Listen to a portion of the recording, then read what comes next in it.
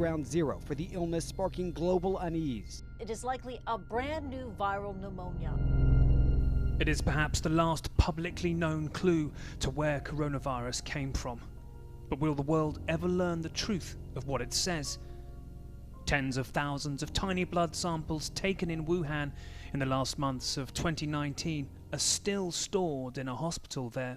The samples from the blood bank absolutely will contain vital clues. They could potentially be very revelatory. This is the closest to the world we've seen of real-time samples. The samples might reveal when, and even where, antibodies against the virus first appeared in humans in October or November 2 years ago.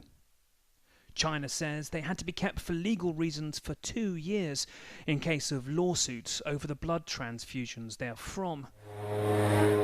But now that limit is almost up for the key months at the end of 2019, and a Chinese official confirmed to CNN that China is preparing to test them, echoing a promise from July when they said they would share the results. 来做好准备。目前呢。 Related institutions from the Chinese side, he says, also express that once they have the results, they will deliver them to both the Chinese and foreign expert teams.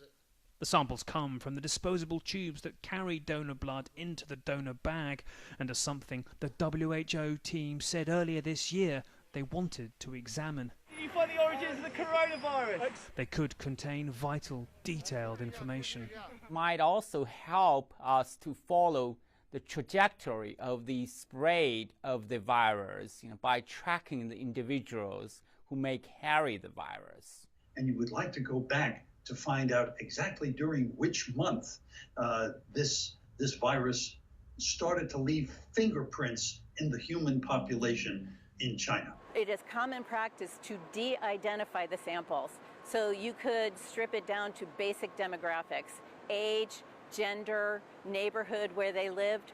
All of those data will be available. But the same problem emerges again. It will be China, and China alone, doing the testing and reporting their results. The US's recent report into the origins of the coronavirus and statements from allies have all demanded greater transparency from China. But now this key data is being examined a full 2 years later, and there's no plan, as it stands, for outsiders like the WHO to be allowed in on it. In order to make it convincing and credible, the results, ideally you want to involve, the WHO, or the foreign experts. I'm not completely certain that China has not done this testing and has not shared the results. What we always say is trust but verify. It surely would be better if the Chinese scientists would permit external scientists to be with them, to collaborate, to do this all together. But instead, this vital remaining clue risks being mired in recriminations and uncertainty again. Nick Payton-Walsh, CNN, London.